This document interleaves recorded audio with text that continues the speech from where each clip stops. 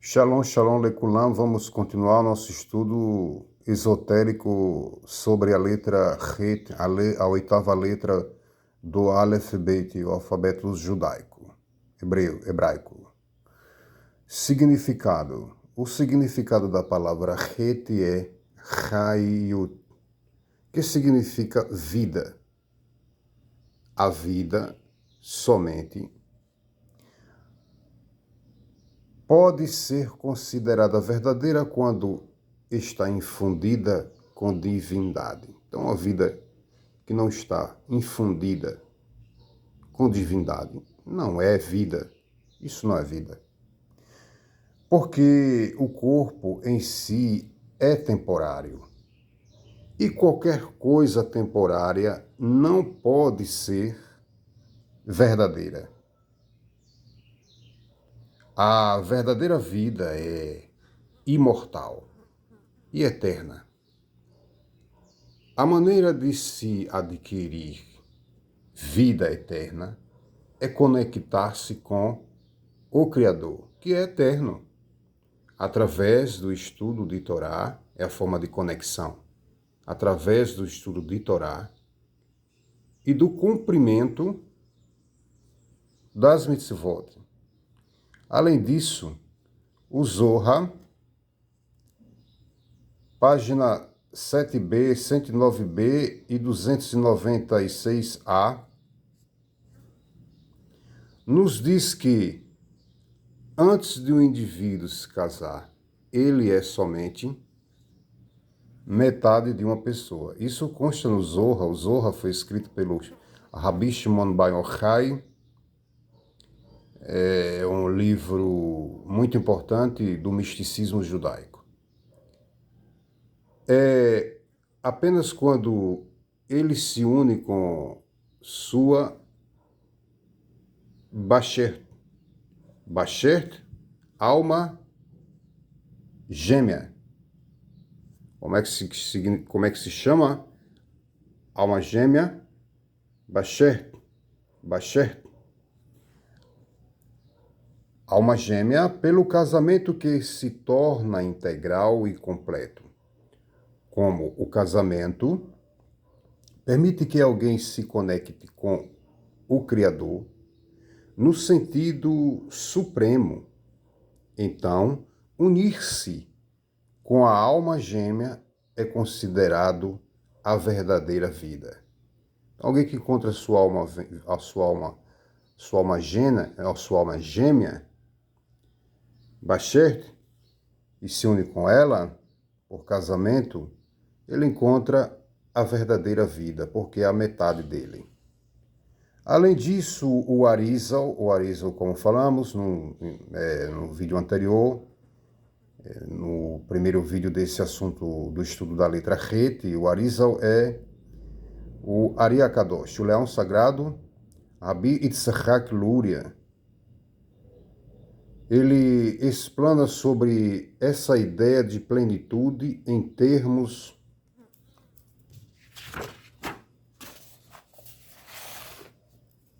das mitzvot específicas que uma mulher não é obrigada a cumprir. Nós sabemos que a Torá, ela estipula quais as mitzvot a mulher é obrigada a cumprir e quais não. Explicando que ele de fato recebe o mérito da mitzvah quando esta é cumprida pela sua alma gêmea. Ou seja, por exemplo, a mulher não tem obrigação de colocar o tefilim, é a obrigação do marido dela. Quando ele coloca o talit ou o tefilim, sua esposa recebe essa mitzvah. Porque eles estão conectados, são almas gêmeas. Então, eles gozam de uma plenitude. Então, o que o marido faz, ela acaba por receber esse mérito também. Então, as almas gêmeas são parceiras neste aspecto, antes mesmo do seu casamento. Então, antes mesmo do seu casamento, Se a sua parte, sua contraparte, sua alma gêmea vai cumprir os mandamentos que não são de sua obrigação, ou seja, de obrigação da mulher, e essa mulher ainda não tenha se casado, mesmo que não tenha se casado ainda, mas ele, por ser a alma gêmea dela, está fazendo as suas obrigações religiosas, mesmo que ela não seja casada,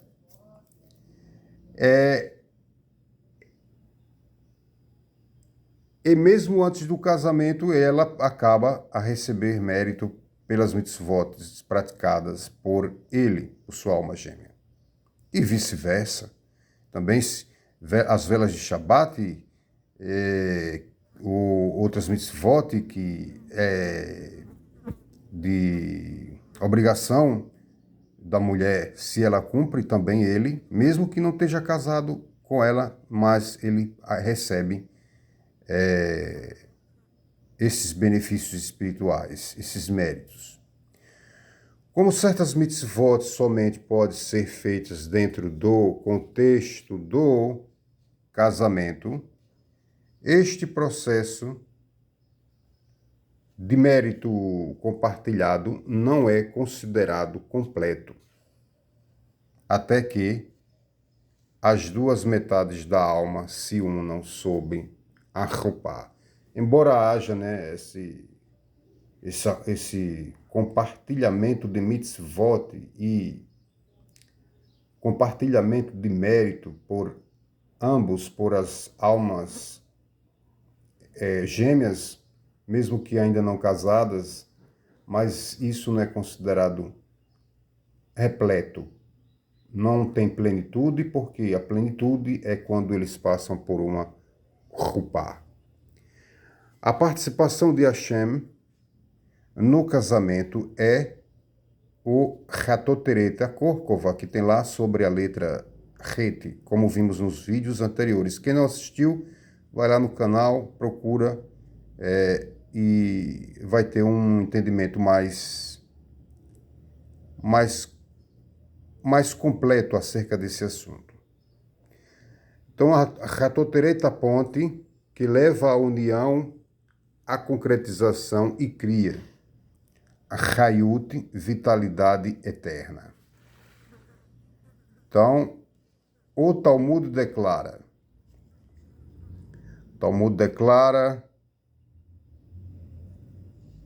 aqui, em Sotá 2 Amud A.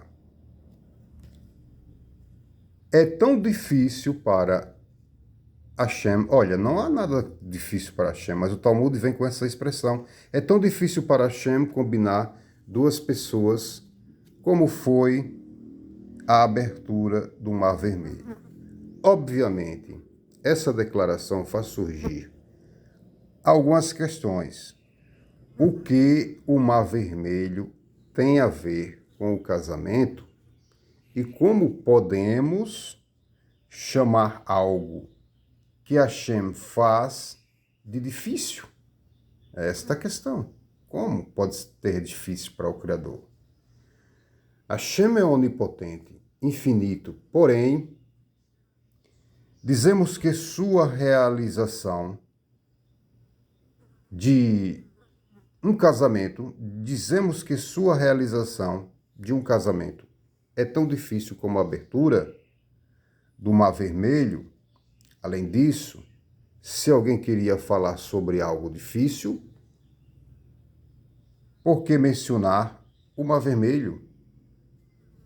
No grande esquema das coisas, por que não mencionar algo ainda mais intimidador como a criação do universo?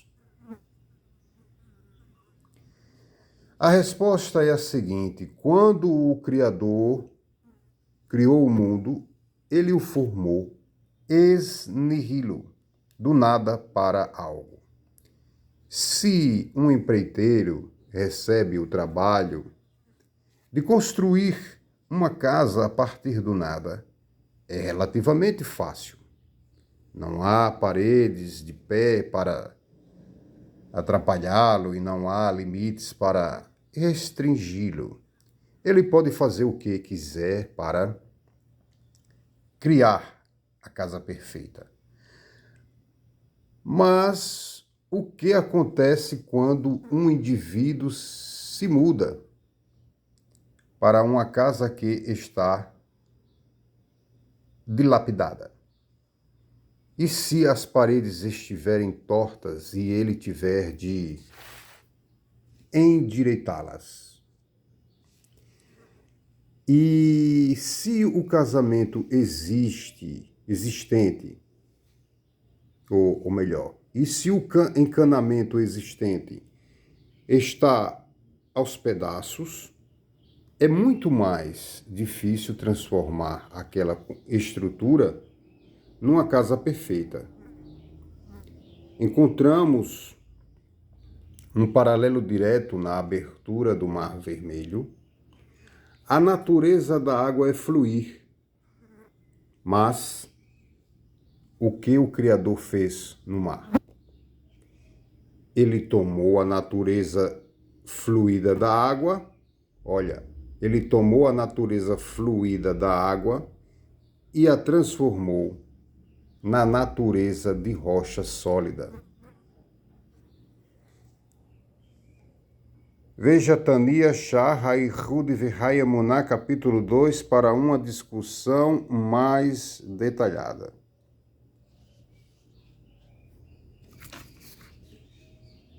Ele teve de mudar completamente a substância de uma norma elementar. O mesmo se aplica aos casamentos. Há duas pessoas diferentes que vieram de dois lares diferentes, com duas educações diferentes. Não basta o desafio de ser do sexo masculino e o outro do feminino.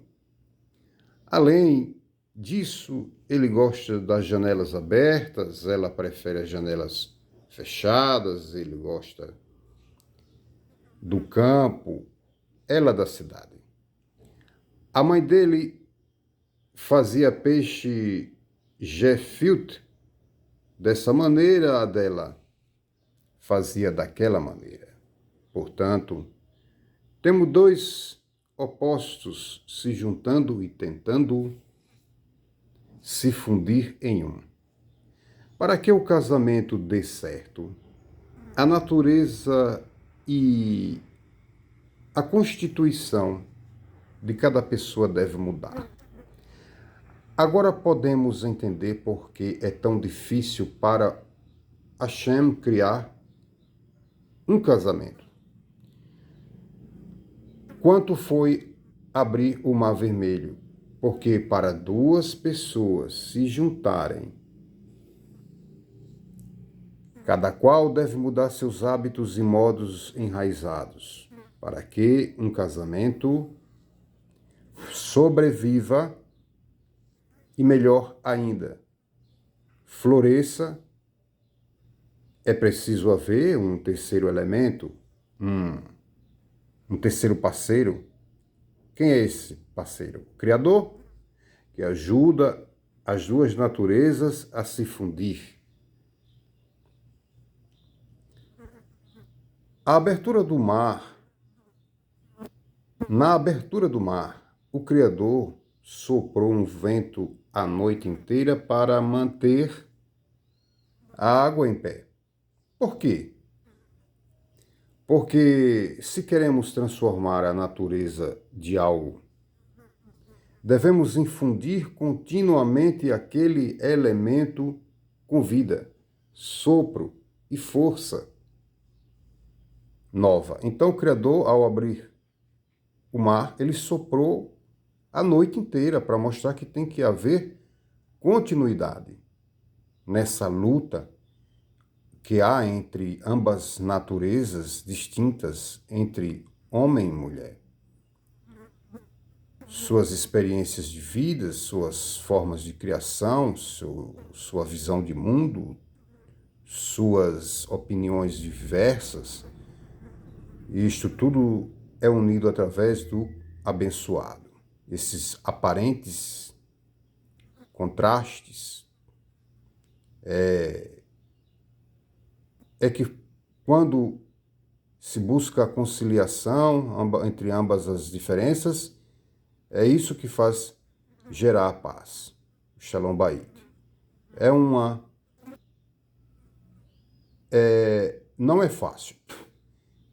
Por isso, essa alusão entre o casamento, né, fazer acontecer um casamento e mantê-lo para o Criador é mais difícil do que abrir o Mar Vermelho. Portanto, um casamento que exige mudança constante pelos dois,